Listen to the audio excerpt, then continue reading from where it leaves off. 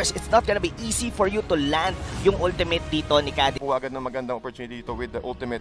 And ladies and gentlemen, let's go into the land of dawn. This is Game 1, second series ng ating Week 3 MPL PH Season 7. And also, MPL Philippines Season 7 is under the supervision and regulation of the Games and Amusement Board. Kuya Rob, nakita natin dito ang playstyle ng work. Talagang 1-3-1 na magiging setup against Onic PH. Yes, and going back dun sa Kadita, no? So I really was hoping na petrify yung magiging skill dito ni RTC and kailangan talaga niya. Kasi gaya ng sabi ko, it's gonna be hard to pull off your the combinations of skills dito ng isang Kadita kung wala kang certain lock on. Pero look at that, Unravel. Talagang alam niya eh. Alam niya na pwedeng mag-fast orange buff dito ang side ng Onic PH and tinitignan na nila kaagad to. Look at the positioning dito sa map, mga kaibigan, ng ating mga tank and support for the work. Talagang alam nila kung saan nila guguluhin dito ang side ng Onic PH, pero that's alam din ng Onic PH kung paano. Kita nila na nandun sa side na yon, lipat tayo kaagad sa kabila. Nako, habang lumipat dito sa bottom lane, Kosei, dalawa ang kalaban, Iyakno and Jay. Pati nakita natin yun, no? Si Jay kontrolado talaga kaagad dito ni Unravel with the avarice. Ginagamit niya yung kanyang first skill para ma-check kaagad yung Light of Retribution, para ma-delay yung level 4 agad dito ni Jay. Since nakita natin yung Natalia once na nag-level 4 siya, mas malaki yung kill potential dito ng Onic PH. Pero dito sa top lane, Dilar and 3 Martizi. Nakita natin yung laro dito ni 3 Martizi with his show as well. So parang kamao, laban sa kamao dito sa top lane ng Onic at work. Oo, and it's gonna be very tricky, no? Mahirap din talaga sumabay dito eh. Ang isang show here on versus Paquito, no? Kumbaga job lang gagawin nito, pero yeah, this is 3 Martizi. He could be able to pull this one off. Pero wow, we have a slow start dito, TDZ, in these two teams, and talagang they're actually respecting and they're not actually diving into one another.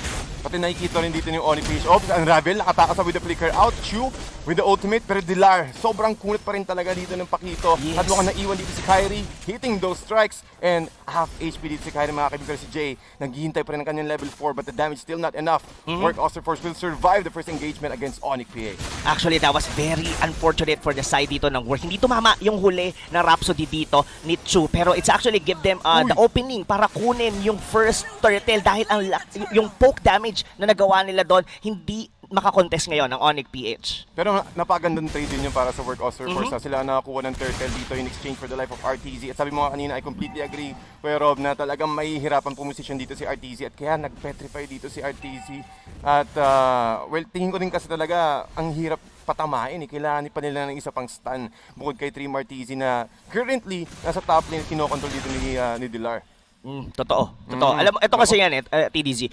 Mahihirapan, I mean, Work Auster Force dito, they do have the Granger dito, and we all know na yung ganitong klase ng lineup na meron yung work, they have to work on their early game. Kasi it's like a ticking time bomb para sa Onic PH na as the longer the game drags, parang mas lalo silang nagiging confident and they have to do it yung ginawa ni RTC ng paulit-ulit na ganon. Yung mga pick-off na ganon, they have to do it very consistently going into the mid-game and get the early lead. At saktong-sakto rin talaga ang pag-pick-off dito ni RTZ, getting that magic worship at makakuha rin siya ng Clock of Destiny sa bottom lane naman. Iyakno trying to run away. Kasi umahabol pa si Unravel with the movement speed and also with the death.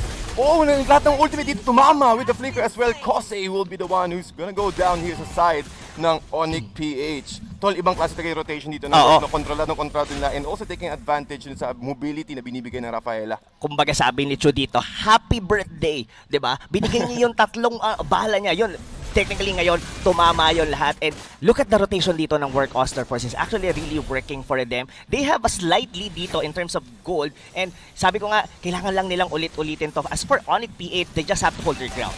Diba? Kumbaga, not to give a lot of kills dito, early game dito sa Work Auster Force kasi mas mahihirapan sila ditong in-neutralize going into the late game. Pero Onic PH, with Iyakno getting his Clock of Destiny, medyo kahit papano maaga na rin siya, and Jay giving the vision para sa side ng Onic PH. Still, masasabi ko dito, still on a 50-50 ground tayo dito, pero hard, medyo mahirap yatang i-contest dito ang Work Auster Force on this turtle. Ang mga si Dilar dito, with the knock-up as well. Saktong-sakto yung ultimate dito ni RTC, makakahuli ng dalawa. Dalawa ang matutumba rin sa side ng Onic PH, pero si Chu mukhang humahabol pa. Kosei will take down Hate with a nice Jeet Kundo with the Way of the Dragon na isolate kaagad nila. Double kill para kay Chu.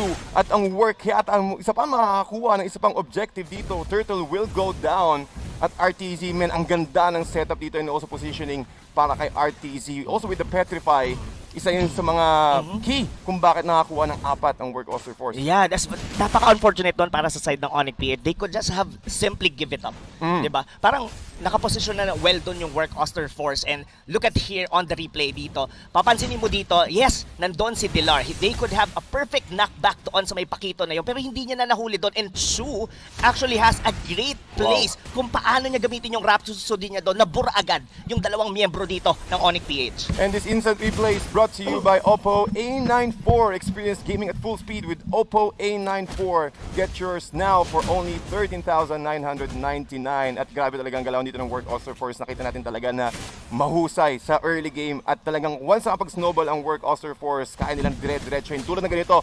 And they wait the Dragon with the Rhapsody. Mukhang mabubuhay pa dito sa Iaknu. And again, with another kill for Work. At dalawa matutumba dito. 2-for-1 exchange. Work Auster Force, kontrolado nila ang early game at mahihirapan ang Onic dito since handa sila makipag-trade sa top lane against sa middle lane turrets ng Work. Yes, pero eto na yung tempo eh. Nandito yung pacing nasa Work Auster Force na eh. Onic PH, they need to find a way paano pahintuin to. Kasi Chu here, literally, his snowball. Nag-snowball na siya dito. Look at the damage from the Rhapsody. Doon pa lang sa may turtle fight. Ang bilis niyang mabura. Jay here with this Natalia. Tamaan lang siya ng dalawang Rhapsody. Hindi niya na kaya kagad pumasok doon sa may backlanes dito ng Onic PH. But Onic PH, they could somehow still work this on as long as they don't give the mid lane turret. Ito na lang ang nag-hold sa kanila para hindi sila totally mapasok dito ng Work Auster Force. Kasi the last thing na gusto mo mangyari hindi ka na rin makakuha ng orange or ng purple buff mo for your jungler. Nako, at mahirap naman yun kasi isa sa mga junglers dito na sa side ng Onic PH is YSS Way of the Dragon. Mukhang mahuhuli dito Jay trying to run away at mukhang makakatakas pa rin with the help of Iaknu. At napaka-confident talaga ng Onic PH dito na kumakat sila sa loob ng Tier 1 at Tier 2 turrets. Pero that's still bad news, TDC. Kasi that was streamer TC. That was the show. You supposedly get to have the kill from that position. Kaso the mere fact na hindi nila nakuha doon si Streamer TC, that's already a time na naubos para sa kanila. Nasayang. Kasi umiikot dito, tuloy-tuloy ang nagiging farm dito ni Chu. And look at this bottom lane. I think mahihirapan na ngayon dito ang Onic PH na sabayan, even with the sustainability. Yung side lane ngayon dito ng Work Auster Force, nakakatakot na. Saktong-sakto din ni SS dito ni RTZ. Mukhang dalawa ang tutumba dito. Onic trying to get another pick off pero mahuhuli dito ng Rhapsody ni Chu. Triple kill para kay Chu. Also with the recall at Work, ramdam na nila na sila ang lumalamang dito when it comes to net worth at also sa momentum ng laro. Ito yung ito yung first pick Rafaela eh.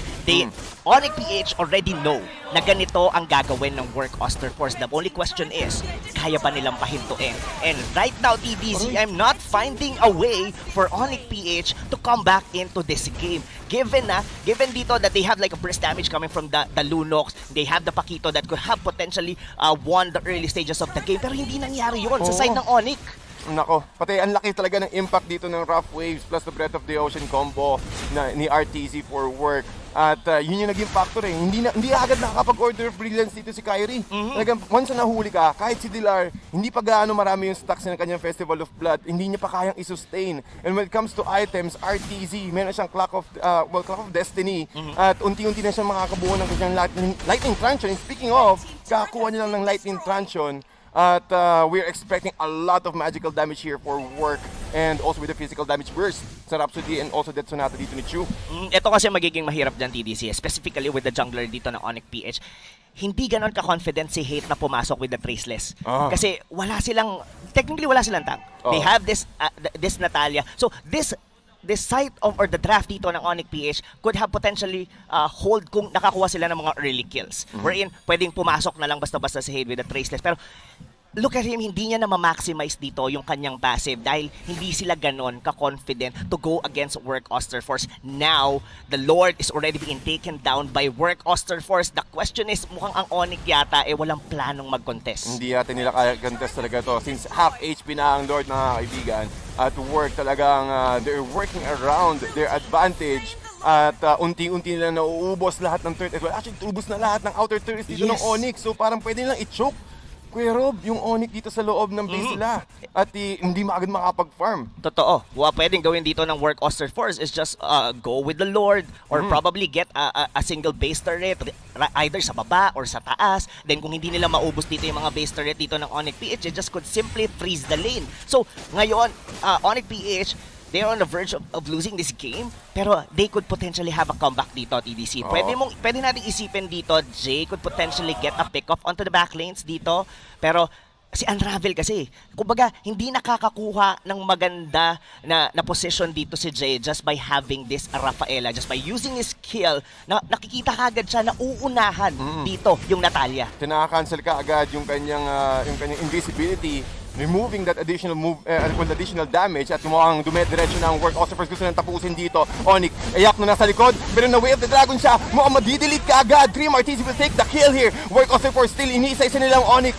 Kyrie with the Chaos Assault, pero hindi yata enough yun. Naku, inisa-isa nga talaga. RTC will get another one.